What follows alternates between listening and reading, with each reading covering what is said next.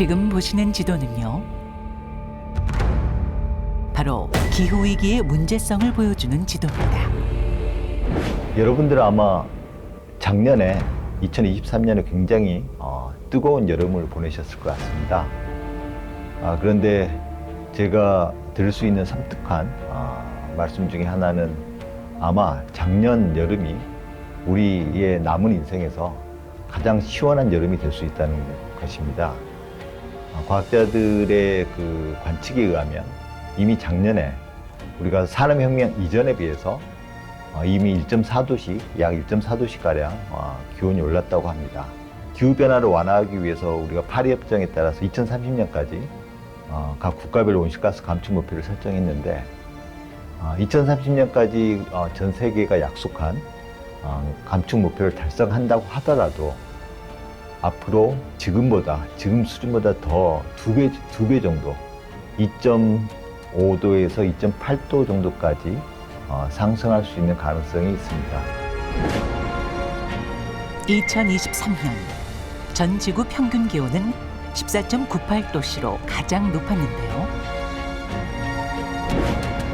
해마다 심각해지는 이상기후. 뜨거워지는 지구는 우리에게 경고를 보내고 있습니다.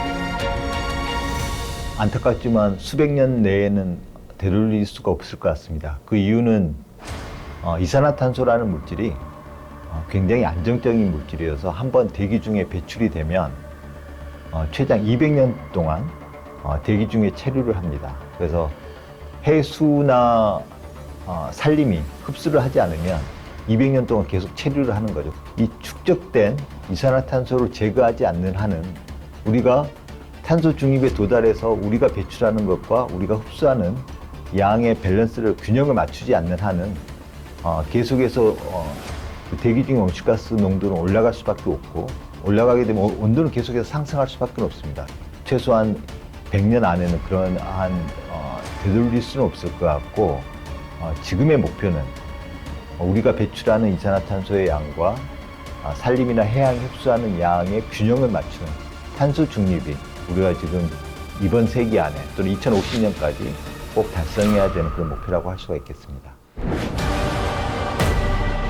기후위기 대응의 골든타임이 얼마 남지 않은 지금, 지구의 미래는 기후위기의 대응책인 탄소 중립에 달려 있습니다.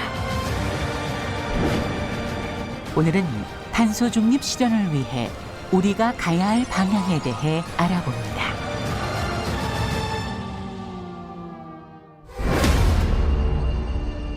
인류를 위협할 정도로 오늘날 지구촌은 기후위기가 심각한데요. 지구는 현재 다양한 모습으로 기후위기에 대해 경고를 하고 있습니다. 일일이 열거하기 힘들 정도로 정말 세계 곳곳에 기상이변이 하나의 일상이 되고 있습니다. 기후변화가 우리 농작물에도 직접적인 영향을 주고 있기 때문에 기후변화로 인한 어떤 물가 상승 이런 것도 이제 현실이 되고 있어요. 그래서 기후변화가 이제는 민생 이슈가 되고 있습니다. 한마디로 말씀드려서 기후변화는 이제 우리의 일상을 지금 당장 위협하는 그런 도전이 되고 있다. 이렇게 말씀을 드리고 싶습니다. 많은 분들이 기후변화 심각한 건 알아. 그런데 아직 저 문 밖에 있잖아. 지금 그런 정도가 아니고요. 우리의 문을 노크하고 있는 정도가 아니라 우리 방 안에 이미 들어와 있습니다. 기후변화를 내일이 아니라 지금의 문제로 인식하는 것이 정말로 중요합니다. 최근 1년 동안 지구 온도 상승폭은 1.63도씨. 2040년에는 기후재앙 마지노선인 1.5도씨를 넘어 점점 심해질 예정입니다. 이렇게 이제 기후변화가 심각해지는 가장 큰 이유는 이른바 온실가스 배출이 급증하고 있기 때문입니다. 온실가스 배출의 가장 큰 요인은 바로 화석 연료, 석탄, 석유, 가스의 어떤 남용, 과용에 기인한다고 볼 수 있는데요.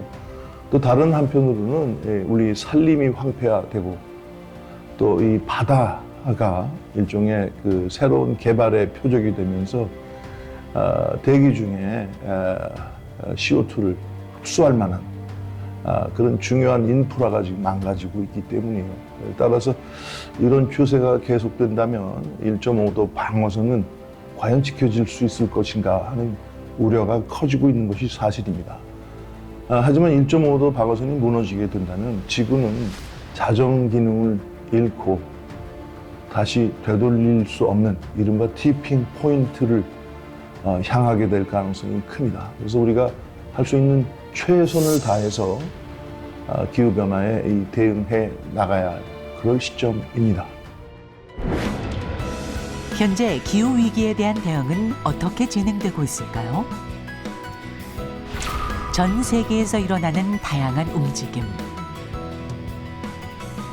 그중 탄소 배출을 줄여 순 배출량을 0으로 만드는 탄소 중립이 떠오르고 있습니다. 네, 탄소 중립이라는 건 아주 쉽게 말하면 우리 인간이 배출한 탄소를 다시 흡수함으로써 순 배출량을 제로로 만드는 그것을 뜻합니다. 지금 기후변화는 물론 자연적인 것도 있지만 지금과 같은 급격한 기후변화는 인간이 초래한, 인간이 원인을 제공한 것이다. 이것이 과학계에 이제는 정론으로 확립이 됐습니다. 따라서 인간이 토해낸 온실가스를 다시 원상태로 복구시키는 것, 되돌리는 것, 그것을 탄소 중립이라고 할 수 있겠습니다. 대표적인 탄소 배출 감축 노력으로 2015년 12월 12일 파리에서 채택된 파리 협정이 있는데요. 협정에서 산업화 대비 지구 평균 온도를 1.5도로 제한하자고 합의했습니다.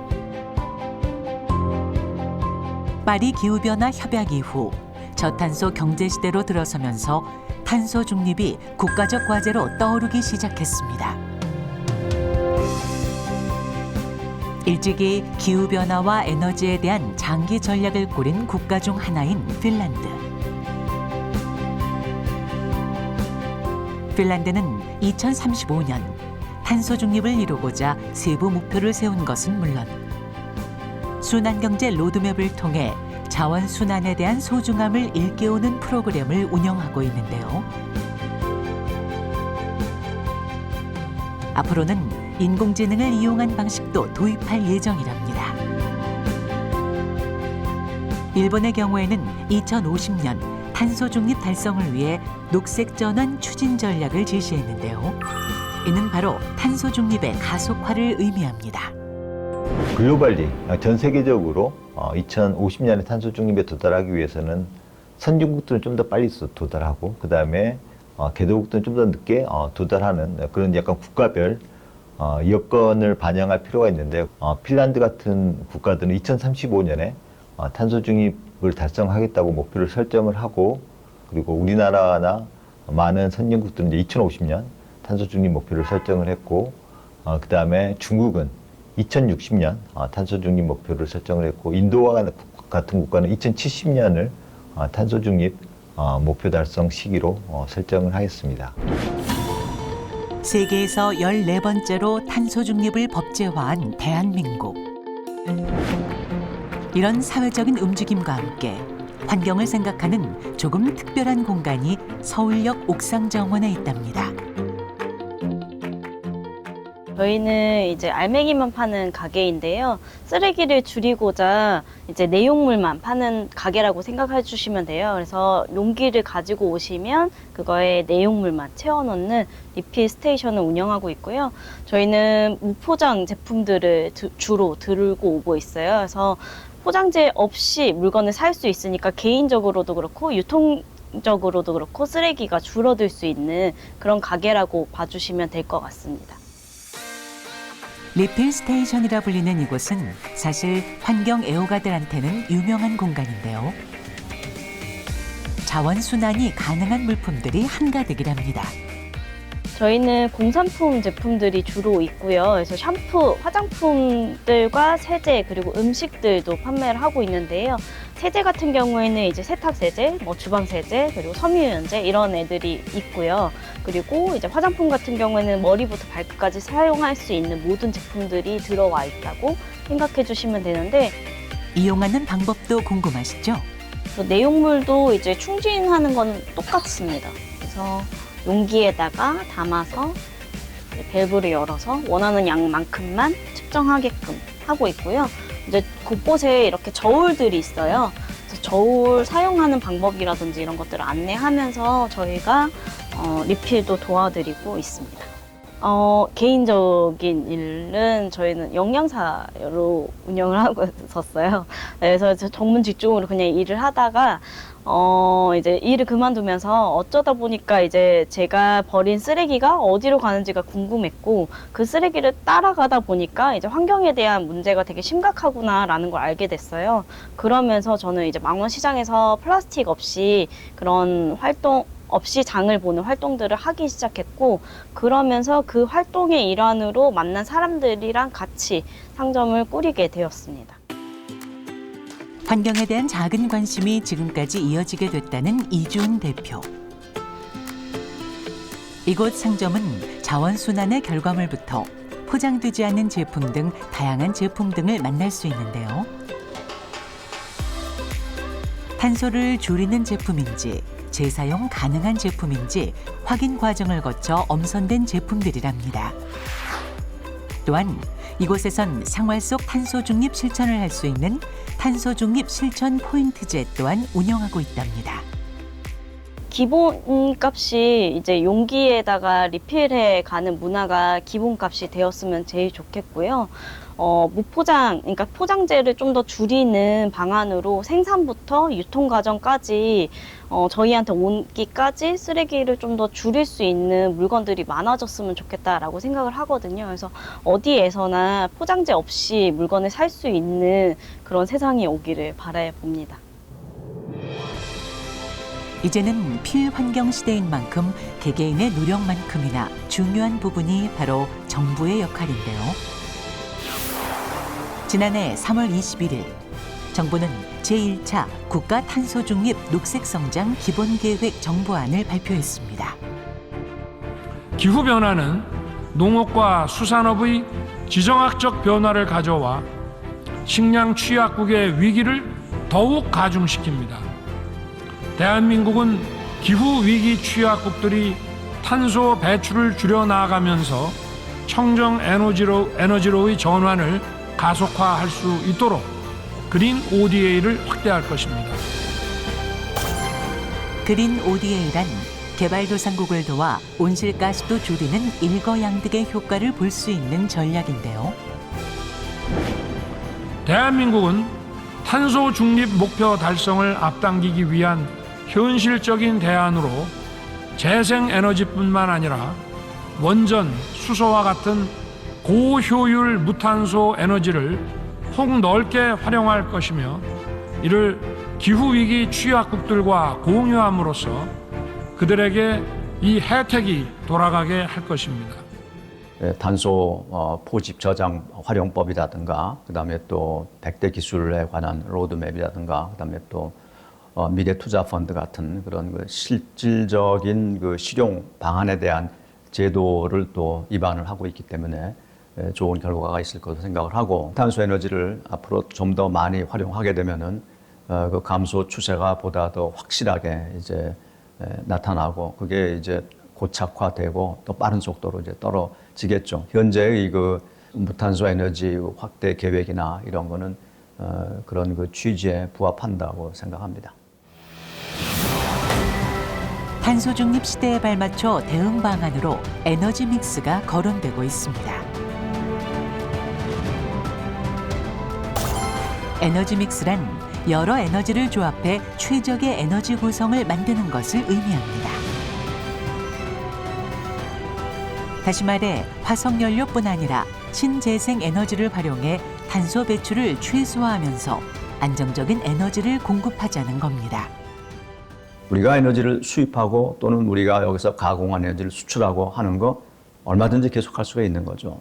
문제는 그 부산물인 이산화 온실가스를 적절하게 처리해야 하는 거. 그다음에 중요한 사실은 그렇게 처리함으로써 발생할 수 있는 경제적인 긍정적인 효과가 또 막대하다는 사실입니다. 현재 무탄소 에너지 100%로 전환하기 위한 다양한 움직임이 나타나고 있는데요. 그 역할의 중심엔 무탄소 에너지 이니셔티브 확산을 위해 출범한 CF연합이 있습니다.